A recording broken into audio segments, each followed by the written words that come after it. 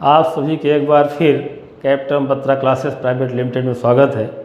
आज हम मौर्य एडमिनिस्ट्रेशन के विषय पर चर्चा करेंगे। इसके पहले के वीडियो में हमने कंप्लीट मौर्य एम्पायर आपको पढ़ा दिया है, जिसमें चंद्रगुप्त मौर्य, बिंदुसार और अशोक के विषय में चर्चाएं की गई हैं। हालांकि जैसा कि हम पहले आपको बता चुके हैं कि एंसेंट हिस्ट्री का जो पार्ट है, जो क्वेश्चंस बनते हैं, कुल मिलाकर के एक क्वेश्चन बनता है। तो उसी क्वेश्चन को ध्यान में रखते हुए हमने उन बिंदुओं को फोकस किया है जहां से क्वेश्चंस अटेम्प्ट हुए हैं या प्रीवियस ईयर की परीक्षाओं में आ चुके हैं। तो आपको इन सब चीज़ों को देखना है, और अगर आप लोगों का संपर्क हमारे पुराने स्टूडेंटों से भी होगा तो आपको पता चलेगा कि क्लासरूम टीचिंग और ऑनलाइन टीचिंग में कोई डिफरेंस आपको देखने को नहीं मिलेगा। वही चीज़ें एज इट इज चल रही हैं। तो उसी क्रम में आगे बढ़ते हुए हमने आज मौर्य एडमिनिस्ट्रेशन पर एक क्वेश्चन बनता है, तो उसको हमने लिया हुआ। आइए देखते हैं कि मौर्य एडमिनिस्ट्रेशन के संदर्भ में क्या चीज़ें ली गई हैं या क्या उसमें इतिहास में मिलता है।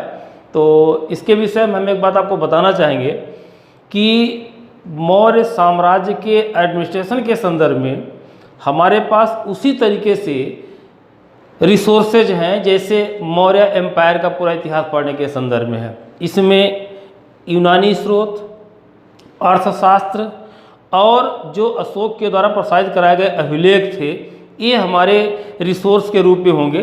तो उन्हीं पे हम देखते हैं कि यूनानी स्रोत क्या कहते हैं, चाणक्य का अर्थशास्त्र क्या कहता है और अशोक के अभिलेख क्या कहते हैं। खास तौर से जो क्वेश्चन बन रहा है वह यूनानी स्रोतों के आधार पे बन रहे हैं।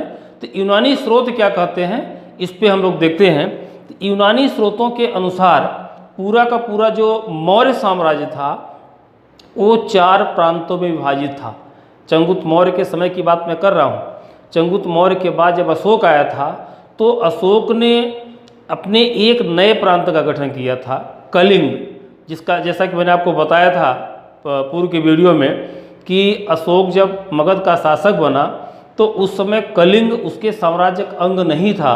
उसके बाद उसने कलिंग पर आक्रमण किया। कलिंग पर आक्रमण करके उसने जब उसे मगध साम्राज्य मिलाया तो कलिंग को एक नए प्रांत के रूप में उसने स्थापित किया। तो हम लोग अभी कलिंग पे चर्चा नहीं करेंगे। हमारा मुख्य फोकस है कि चंद्रगुप्त मौर्य के समय का जो प्रशासनिक व्यवस्था थी वो किस प्रकार की थी। तो इसके संदर्भ में जो यूनानी स्रोत हैं वो ये बताते हैं कि चंद्रगुप्त मौर्य ने अपने पूरे साम्राज्य को 4 प्रांतों में विभाजित किया था। तो ये जो थे, पूरा अगर देखा जाए तो पूरा का पूरा जो साम्राज्य था वो 4 प्रांतों में बटा हुआ था। पहला प्रांत था उत्तरापथ, दक्षिणापथ, अवंती और प्राच्य। ये 4 प्रांत थे और इनकी राजधानियाँ, उत्तरापथ की राजधानी तक्षशिला, दक्षिणापथ की राजधानी सुवर्णगिरी, अवंती की राजधानी उज्जैनी और प्राच्य की राजधानी पाटलिपुत्र। हम आपको यहाँ एक बताना चाहेंगे कि एक कंप्लीट क्वेश्चन आपका यहाँ पर बनता है। इसमें क्वेश्चन बनेगा match the following. Column A में स्टेट दिए रहेंगे और कॉलम बी में कैपिटल दिया रहेगा और उसको आपको मैच करना होता है। तो ये चीज़ आपको याद करना पड़ेगा कि उत्तरापथ की राजधानी तक्षशिला थी, दक्षिणापथ की राजधानी सुवर्णगिरी थी, अवंती की राजधानी उज्जैनी थी और प्राच्य की राजधानी पाटलिपुत्र थी। ये 4 प्रांत थे। फिर प्रांतों के नीचे का जो प्रशासनिक विभाजन था वो विषय के रूप में था। मतलब उस समय पूरा का पूरा एक साम्राज्य था जो एक कंप्लीट प्रशासनिक इकाई थी। उसके बाद शासन की सुविधा को ध्यान में रखते हुए चंद्रगुप्त मौर्य ने पूरे साम्राज्य को 4 प्रांतों में विभाजित किया। फिर प्रांत के नीचे की जो प्रशासनिक इकाई थी उसे विषय कहा गया। इसको आप ऐसे समझ सकते हैं जैसे आज है पूरा देश है, देश को राज्यों में विभाजित किया गया है, फिर राज्यों को जिलों में विभाजित किया गया है, फिर जिलों को तहसीलों में विभाजित किया गया है, तहसीलों को ब्लॉकों में विभाजित किया गया है, ब्लॉकों को फिर पंचायतों में विभाजित किया गया, पंचायतों को फिर गांव में विभाजित किया गया है। तो ये प्रशासनिक व्यवस्था आज भी आपको देखने को मिलती है। उसी प्रकार से उस समय भी इसी प्रकार की प्रशासनिक इकाई देखने को मिलती है। तो प्रांत के नीचे की जो प्रशासनिक इकाई थी वो विषय थी। विषय मतलब आज आप इसको डिस्ट्रिक्ट के रूप में देख सकते हैं, ठीक है। तो विषय का अपना एक अधिकारी होता था, जैसे जिले का अधिकारी जिलाधिकारी होता है, उसी तरीके से विषय का एक अधिकारी, जैसे बोलते हैं एग्रोनोमोई कहते थे। विषय का जो सबसे बड़ा अधिकारी होता था उसे कहते थे एग्रोनोमोई। ये यूनानी स्रोतों से आपको मिलेगा। यूनानी स्रोत ऐसा बताते हैं कि मौर्यों के समय में विषय का जो सबसे बड़ा अधिकारी था, जिलाधिकारी के रूप में अगर आज उसकी तुलना किया जाए तो उसे एग्रोनोमोई कहा जाता था। अब फिर विषय का प्रशासनिक विभाजन किया गया था। तो विषय का प्रशासनिक विभाजन इस प्रकार से किया गया था, जैसे पहली इकाई थी स्थानीय, दूसरी थी द्रोणमुख, तीसरी थी खारवटिक और चौथी थी संग्रहण। यहाँ पर जिस तरीके से यहाँ एक क्वेश्चन बनता है उसी तरीके से एक कंप्लीट क्वेश्चन यहाँ पर भी बनता है। आपको ध्यान देना पड़ेगा कि जो स्थानीय जो यूनिट थी, इकाई थी, यह 800 गांवों का एक समूह हुआ करता था। 800 गांव जब मिलता था तो एक स्थानीय बनता था। 400 गांवों के समूह को द्रोणमुख कहते थे और 200 गांवों के समूह को खारवटिक कहते थे और 100 गांवों के समूह को संग्रहण कहा जाता था। तो यहाँ पर भी एक क्वेश्चन बनेगा कि मैच द फॉलोइंग, या मौर्य काल में 800 गांवों के समूह को क्या नाम दिया जाता था, या मौर्य काल में 100 गांवों के समूह को, 200 गांवों के समूह को या 400 गांवों के समूह को किस नाम से जाना जाता था। तो ये तो एक छोटा क्वेश्चन बन जाएगा। लेकिन अगर इसको बड़ा क्वेश्चन बनाया जाएगा, जिस तरीके से जो ट्रेंड है, मैच द फॉलोइंग वाला जो ट्रेंड है, उसमें आएगा तो कंप्लीट एक क्वेश्चन यहाँ पर भी बनेगा। तो यहाँ पर जैसे आपने देखा कि मौर्य प्रशासन से सीधे आपने थोड़ा सा एक छोटा सा पैराग्राफ में इसको अगर देखा तो यहाँ से 2 कंप्लीट क्वेश्चन बन गए। ज़्यादा आपको कहीं जाने की जरूरत नहीं है, और जब क्वेश्चन बनेगा तो इससे और अन्य कोई क्वेश्चन आज तक बना भी नहीं है। एनडीए के एग्जाम का जो ट्रेंड है उस तरीके से देखा जाए तो इसमें ऐसा नहीं है कि बहुत डेप्थ में जाकर के आपसे छोटी छोटी चीज़ें पूछेंगे जो आपने भी पढ़ा भी नहीं है। क्योंकि आपका जो लेवल है, जो स्टैंडर्ड है, आपकी जो एज है, उसके अकॉर्डिंग आप कम से कम समय में कितना चीज़ें आप पढ़ सकते हैं। यूपीएससी इन सब चीज़ों को फोकस करता है, ध्यान रखता है और उसी के अनुसार आपके सामने क्वेश्चन पुटअप करता है। उसी के अकॉर्डिंग हमने ये जो है पूरा आपके लिए प्लान तैयार किया हुआ है कि अगर मौर्य एडमिनिस्ट्रेशन से कोई क्वेश्चन आता है तो आपका क्वेश्चन उससे छूट न पाए। तो आप ध्यान दीजिएगा कि 2 क्वेश्चन बनेगा, एक प्रांतों के संदर्भ में और दूसरा विषय के संदर्भ में। तो प्रांत के नीचे की जो प्रशासनिक इकाई थी उसको मैंने बताया कि विषय थी, विषय के नीचे फिर प्रशासनिक इकाइयाँ बनाई गई थी। 800 गांवों का समूह स्थानीय, 400 गांवों का समूह द्रोणमुख, 200 गांवों का समूह खारवटिक और 100 गांवों का समूह संग्रहण। और इसके नीचे जो सबसे छोटी प्रशासनिक इकाई थी उसे कहते थे ग्राम। जैसे अब गांव के नीचे की कोई प्रशासनिक इकाई नहीं, आप कह सकते हैं जैसा आपने वैदिक के पीरियड में पढ़ा था कि कई परिवार को मिला करके गांव बनता है। आज भी आप देखते हैं, अगर किसी गांव में जाएं तो गांव में देखते हैं कि अलग अलग परिवार होते हैं। पूरे गांव का जो समूह होता है, कई परिवारों का समूह है, तो परिवारों का समूह मिला करके एक गांव बन जाता है। तो वो बिल्कुल सिंपल सी चीज़ें हैं, ऐसा नहीं है कि वो आपके लिए कहीं कोई समस्या खड़ी करेगा कि आपको कैसे समझ में आएगा। बहुत सिंपल सा है। जैसे जो चीज़ें आज आप देख रहे हैं वही चीज़ें पहले भी थी, बस उसको सिस्टमेटिक वे में आपको मतलब एक उसकी ड्राफ्टिंग करके आपको अपने दिमाग में, आपके माइंड में फ्रेम करना पड़ेगा कि क्वेश्चंस कैसे आते हैं। वो भी मैं आपको बताते चल रहा हूँ कि मौर्य काल में प्रशासन की जो सबसे छोटी इकाई थी गांव थी। अब यही गांव, इसके ऊपर चलना शुरू करिए थोड़ा सा। देखिए गांव था, जब 100 गांव मिल गए, 100 गांवों का समूह, जैसे आज भी सिस्टम है, कई गांवों का समूह जब मिलता है तो एक ग्राम पंचायत बनता है, जिसे आप न्याय पंचायत ग्राम पंचायत कहते हैं। तो उस तरीके से वहाँ पर क्या था, 100 वो फिक्स था कि 100 गाँव का एक समूह बनता था तो उसे संग्रहण नाम दिया जाता था। मतलब जो ग्राम के ऊपर जो प्रशासनिक इकाई थी वो संग्रहण थी।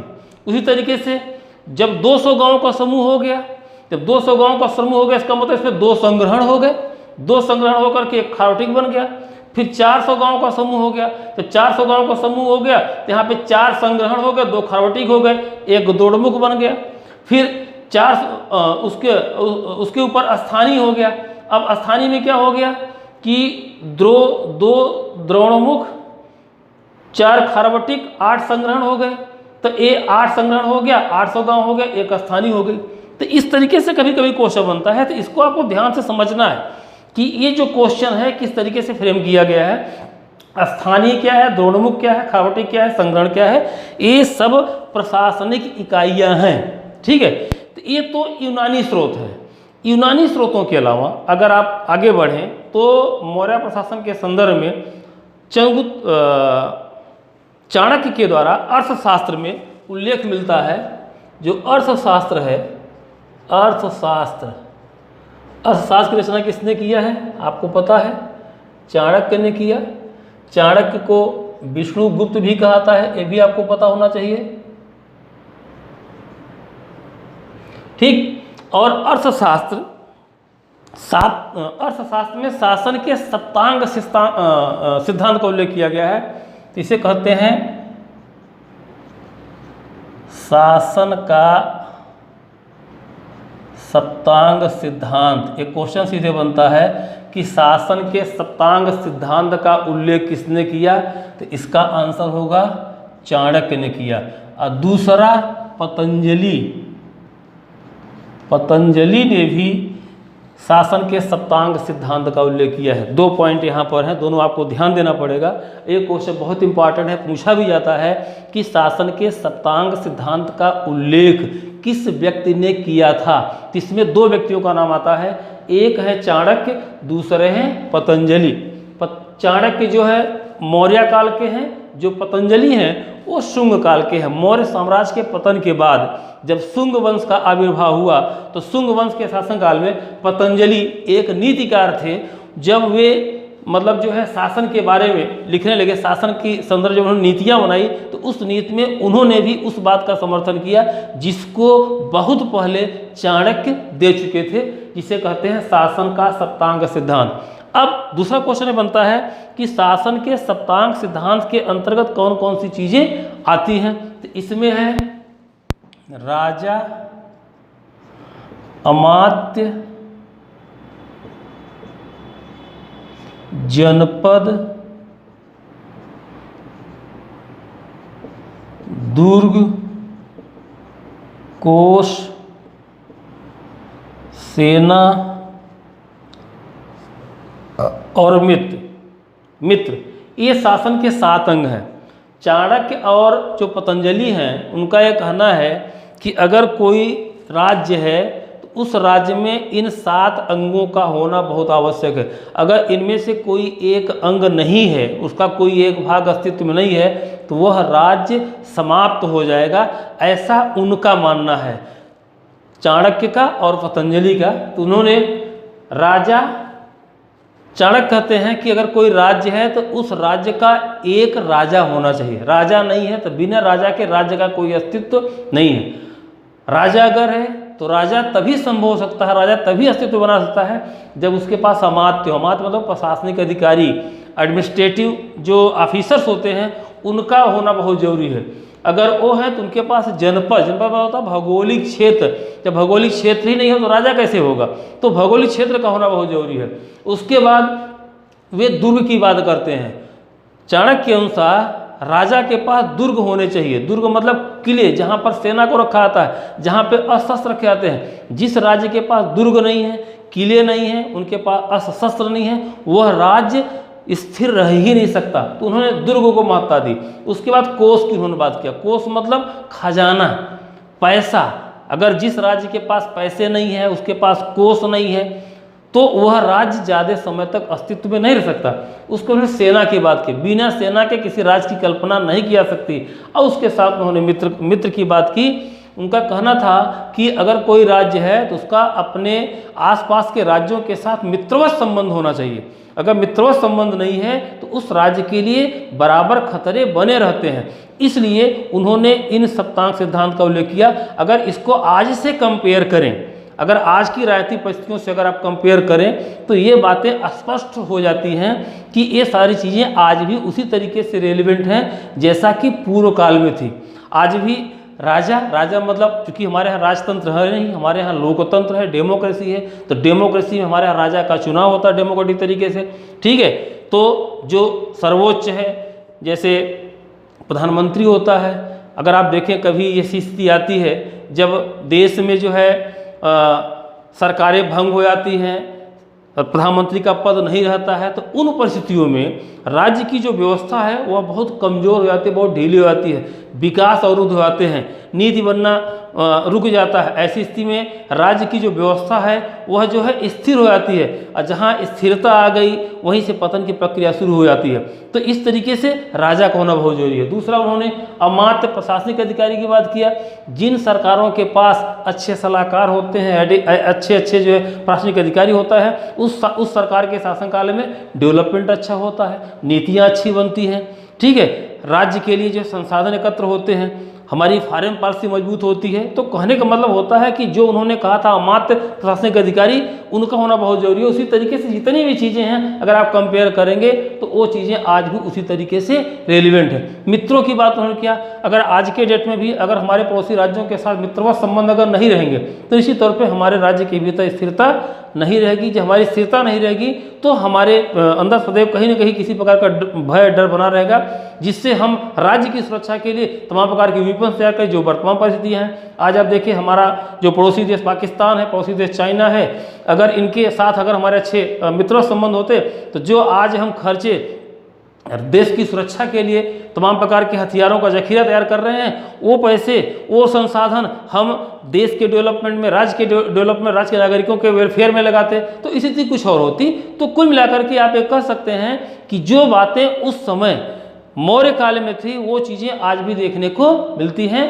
तो यहाँ पर इस प्रकार से जो है चंद्रगुप्त मौर्य के शासनकाल में जो यूनानी स्रोत थे उन्होंने वहाँ के एडमिनिस्ट्रेशन के बारे में जो बताया, जो अर्थशास्त्र है जिसमें चाणक्य ने, और उसके बाद की जो पतंजलि है उन्होंने जो बातें बताई वो उसी तरीके से दिखाई पड़ती हैं। तो कुल मिलाकर के आप कह सकते हैं कि मौर्य के शासनकाल की जो प्रशासनिक व्यवस्था थी उसका जो विवरण है वो इस तरीके से दिया गया है। इन्हीं में से आपको इसके क्वेश्चंस आपके आएंगे, उनको आपको तैयार करना पड़ेगा। और बाकी अगर बात की जाए, ये तो राजनीतिक व्यवस्था हो गई, अगर वहाँ की सामाजिक, वहाँ की धार्मिक और वहाँ की आर्थिक स्थितियों को देखा जाए तो उसका बहुत विस्तृत विवरण है। क्योंकि मैंने ये देखा है कि मौर्य काल पर जो पूरी की पूरी वहाँ की जो संस्कृति है, जो जिसके अंतर्गत राजनीतिक, सामाजिक, आर्थिक और धार्मिक स्थितियाँ आती हैं, वहाँ से क्वेश्चन सिर्फ राजनीतिक व्यवस्था पर आता है। इसलिए हम सिर्फ राजनीतिक व्यवस्था को फोकस करके चलते हैं। बाकी अन्य चीज़ों को लेके चलेंगे तो एंशिएंट में ही बहुत सारे वीडियोज आपके पास हो जाएंगे, और जब आपको दिया जाएगा उसको पढ़ेंगे और उसमें से क्वेश्चन नहीं निकलेगा तो बाद में आप कहेंगे कि जो है फालतू की चीज़ें आपको पढ़ाया गया, उसमें से कोई क्वेश्चन निकल करके नहीं है। तो हमारा फोकस यहाँ पर इतना है कि हम उन टॉपिक को लें जहाँ से क्वेश्चन पुटअप हो रहे हैं, उन्हीं को लेकर के हम वीडियोज आपके लिए बना रहे हैं। तो आप इसकी चिंता न करें कि हमको कहाँ से क्या पढ़ना है, वो हमारी जिम्मेदारी है। बस हम जो रिसोर्स आपको प्रोवाइड कर रहे हैं उनको आप बार बार फोकस करें, उनको बार बार पढ़ें, रिवीजन करें, और जो आपको हम असाइनमेंट दें, जो प्रैक्टिस सेट दें, उन पर आप प्रैक्टिस करें। अब मौर्य एडमिनिस्ट्रेशन के बाद का जो अगला टॉपिक होगा वो होगा मौर्योत्तर काल, क्योंकि यहाँ से एक क्वेश्चन आपके एग्जाम के पॉइंट ऑफ व्यू से बनता है। तो आइए देखते हैं कि मौर्योत्तर काल की जो राजनीतिक परिस्थितियाँ थी वो किस प्रकार की थी। आपने देखा कि मौर्य साम्राज्य की स्थापना के बाद भारत में राजनीतिक केंद्रीकरण की प्रक्रिया शुरू हुई थी, और उसके बाद मौर्यों के शासनकाल तक यह व्यवस्था काफ़ी केंद्रीकृत हो करके लगभग जो है 323 ईसा पूर्व से लेकर 187 ईसा पूर्व तक अस्तित्व में बनी रही।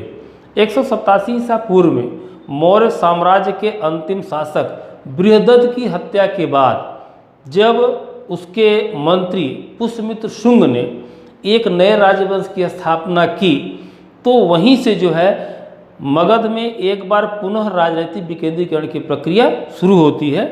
तो यहाँ पे क्वेश्चन बनता है कि मौर्योत्तर काल की सबसे महत्वपूर्ण विशेषता क्या थी। तो मौर्योत्तर काल की जो महत्वपूर्ण विशेषता थी वो था राजनीतिक विकेंद्रीकरण।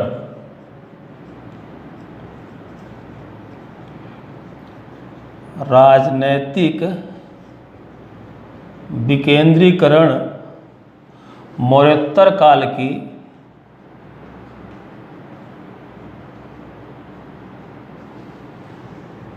महत्वपूर्ण विशेषता थी।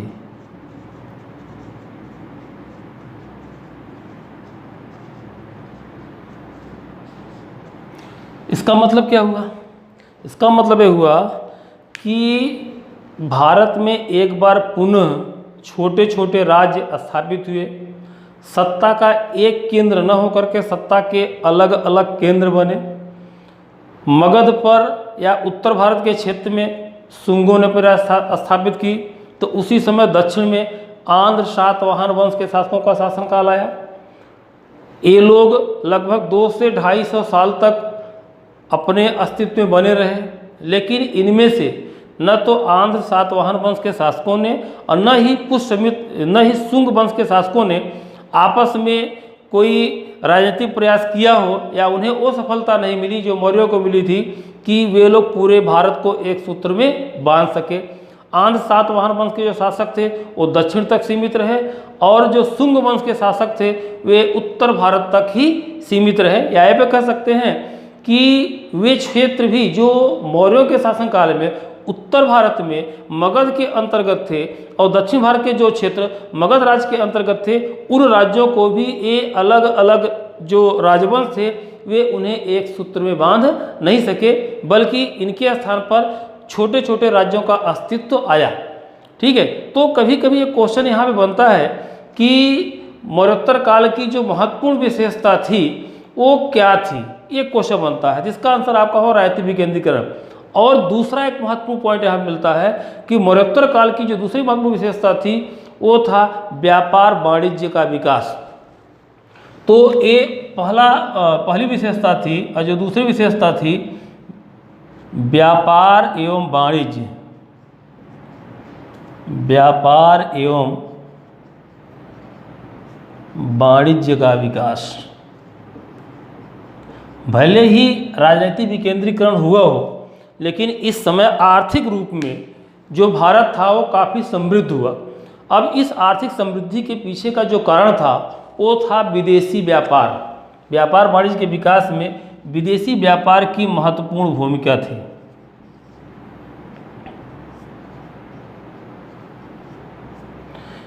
व्यापार वाणिज्य इस समय स्थापित हुआ उसमें विदेशी व्यापार की महत्वपूर्ण भूमिका थी। चूँकि आपने देखा था कि मौर्यों के शासनकाल में भारत का रोमन साम्राज्य के साथ, यूनान के साथ घनिष्ठ व्यापारिक एवं सांस्कृतिक संबंध स्थापित हुआ था, जो लंबे समय तक अस्तित्व में बना रहा। मौर्य साम्राज्य के पतन के बाद भी जो रोमन व्यापारी थे वे भारतीय तटों तक आते थे, और भारतीय तटों पर आकर के वे बहुमूल्य रत्न, सोना, चांदी, हीरा, मोती भारत लेकर आते थे। अब भारत में निर्मित वस्तुओं को खरीद कर वे लोग वापस रोम जाते थे और रोम के बाजारों में बेचा करते थे। ऐसी स्थिति में उस समय भारत का जो व्यापार था, विदेशी व्यापार था, पूरी तरह से भारत के पक्ष में था। अब इस व्यापार के संदर्भ में समकालीन जो ऐतिहासिक ग्रंथ लिखे हुए हैं वहाँ से महत्वपूर्ण जानकारी मिलती है। प्रथम सदी ईस्वी में एक ग्रंथ लिखा गया था, पेरिप्लस ऑफ द एरिथ्रियन सी। उस ग्रंथ में प्रथम सदी ईस्वी के आसपास भारत के विदेशी व्यापार का जो है महत्वपूर्ण जानकारी मिलती है। तो एक ग्रंथ लिखा गया Periplus of the Erythraean sea, Periplus of the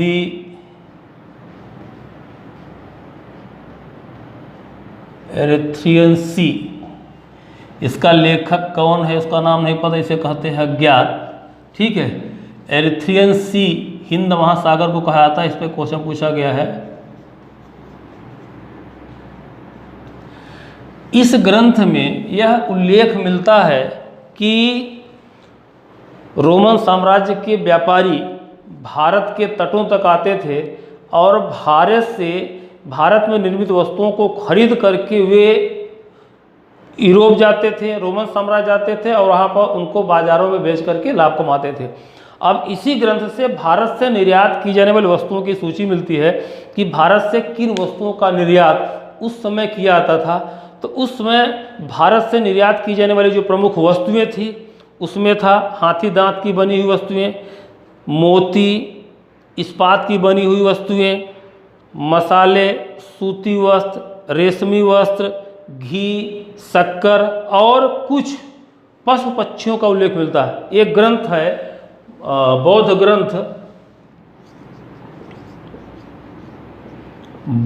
ग्रंथ बाबेरू जातक। बाबेरू जातक में उल्लेख मिलता है कि भारतीय तटों से पशु पक्षियाँ जैसे कुत्ता एवं कौवे का व्यापार होता था। ये उल्लेख मिलता है, किसे मिलता है? बाबेरू जातक मिलता है। तो इस तरीके से आप कह सकते हैं कि भारत से जो निर्यातित वस्तुओं थी उसकी पूरी सूची इस ग्रंथ से मिलती है। उस समय भारत का जो विदेशी व्यापार था वह जो है स्थल मार्ग एवं समुद्र मार्ग दोनों से होता था। उसमें भारत के तटों पर कुछ महत्वपूर्ण बंदरगाह थे, जैसे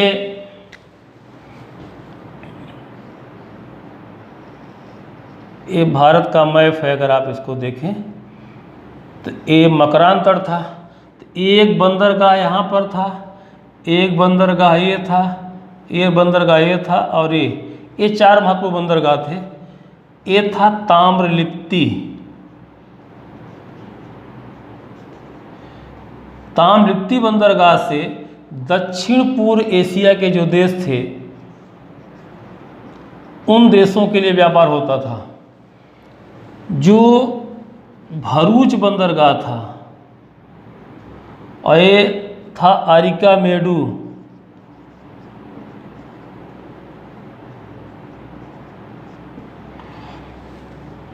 और ये था बारबेरिकम।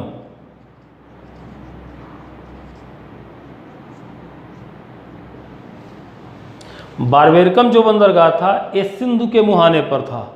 भरूच जो बंदरगाह था वह गुजरात में स्थित था। ताम्रलिप्ति बंदरगाह जो था वह बंगाल में था, जहाँ पे आप कोलकाता बंदरगाह है उसे प्राचीन काल में ताम्रलिप्ति बंदरगाह कहते थे। और एक तमिलनाडु के तट पर था अरिकामेडू। तो ये 4 प्रमुख बंदरगाह थे। इन बंदरगाहों के माध्यम से भारत का विदेशी व्यापार संचालित होता था। दक्षिण पूर्व एशिया के जो देश होते थे वहाँ के व्यापारी ताम्रलिप्ति तक आते थे, और इस ताम्रलिप्ति बंदरगाह पर भारत में निर्मित वस्तुएं सड़क, चूँकि उस समय भारत में जो इंफ्रास्ट्रक्चर था वह भी बहुत अच्छी स्थिति में था। भारत का आंतरिक मार्ग, भारत के भीतर सड़क मार्ग का जाल बिछा हुआ था। उन सड़क मार्गों के द्वारा भारत के जो व्यापारी थे वे भारत में निर्मित वस्तुओं को लेकर के वे समुद्र तटों तक पहुंचते थे, और उन समुद्र तटों से फिर उन वस्तुओं को जो विदेशों को निर्यात कर दिया जाता था। तो विदेशों के निर्यात में इन बंदरगाहों की महत्वपूर्ण भूमिका थी। जो सिंधु के मुहाने पर था बारबेरिकम बंदरगाह यहाँ से, और ये जो भरूच बंदरगाह था, इन दोनों बंदरगाहों से जो व्यापार होता था वह मध्य एशिया के देशों के लिए होता था। अरिकामेडू से भी, अरिकामेडू में भी रोमन व्यापारी आते थे। अरिकामेडू की खुदाई कराई गई है तो यहाँ से रोमन बस्ती के साक्ष्य मिले हैं। इससे पता चलता है कि रोम के लोग अरिकामेडू में आकर के अस्थायी रूप से अपना निवास भी बना लिए थे, वहाँ पे रहते थे, और भारत और आसपास के क्षेत्रों से वे भारत में निर्मित वस्तुओं को खरीदते थे। उन वस्तुओं को खरीद करके फिर वे जो है अपने देशों को निर्यात किया करते थे। तो इसका स्पष्ट साक्ष्य मिलता है। तो ये मरणोत्तर काल के संदर्भ में है। मरणोत्तर काल के संदर्भ में ये जो महत्वपूर्ण विशेषता आपको देखने को मिल रही है कि भारत का जो विदेशी व्यापार था अपने विकास के चरमोत्कर्ष पर पहुंच गया। भारत में जो निर्मित वस्तु, चूँकि भारत की जो हस्तशिल्प कला थी वह अपने विकास के पराकाष्ठा पर थी। भारत में जो हैंडमेड जो वस्तुएं थी, जो मैनमेड वस्तुएं हुआ करती थी, वो स्किल यहाँ पे बहुत ज़बरदस्त था। ठीक है, हमारे यहाँ कच्चे माल की कोई कमी नहीं थी। इसलिए भारत का जो दस्तकार वर्ग था, जो कामगार वर्ग था, वो जो है वस्तुओं का उत्पादन करता था और फिर उसका उत्पादन अधिशेष होता, आवश्यकता सिद्ध होता था। इसलिए इन वस्तुओं को फिर जो है विदेशी बाजारों में या विदेशी व्यापारियों को बेचा जाता था। ठीक है, भारत में उत्तम कोटि के सूती वस्त्र के कपड़े बनते थे, रेशमी वस्त्र के कपड़े बनते थे, इस्पात की बनी वस्तुएं मिला करती थी, और मिट्टी के बर्तन भारत के लोग बनाते थे। इन वस्तुओं का हम लोग विदेशों को निर्यात करते थे, और इसके बदले में भारत को भारी मात्रा में विदेशी मुद्रा प्राप्त हुआ करती थी। और वह जो विदेशी मुद्रा हुआ करती थी वह बहुमूल्य रत्न के रूप में सोने और चांदी के रूप में हुआ करती थी। और इन्हीं वजहों से आपने सुना होगा कि प्राचीन काल में भारत को सोने की चिड़िया कहा था। सोने की चिड़िया का मतलब था कि उसमें भारत एक समृद्ध देश था। भारत अपने आवश्यकता की वस्तुओं का उत्पादन करता था, भारत की निर्भरता विश्व के अन्य किसी भी देश पर नहीं थी। इसका मतलब यह था कि भारत अपने आवश्यकता की सारी चीज़ों का स्वयं उत्पादन कर लेता था और उसके बाद वह उत्पादन अधिशेष मात्रा में करता था। अपने आवश्यकता के अलावा जो शेष बचता था वह उसको निर्यात करता था, जिसके बदले भारत को विदेशी मुद्रा अर्जित हुआ करती थी। इसलिए उस समय भारत का जो विदेशी व्यापार था वह सदैव भारत के पक्ष में हुआ करता था। और ये तो हो गया आपका समुद्र मार्ग हो गया, ठीक है, समुद्री व्यापार हो गया। और जो स्थल मार्ग था, स्थल मार्ग से जो यूरोप व्यापारी होते थे ये विशेष मध्य एशिया को पार करके जो है भारत तक पहुंचते थे। और अगर आप देखें तो ये जो क्षेत्र है ये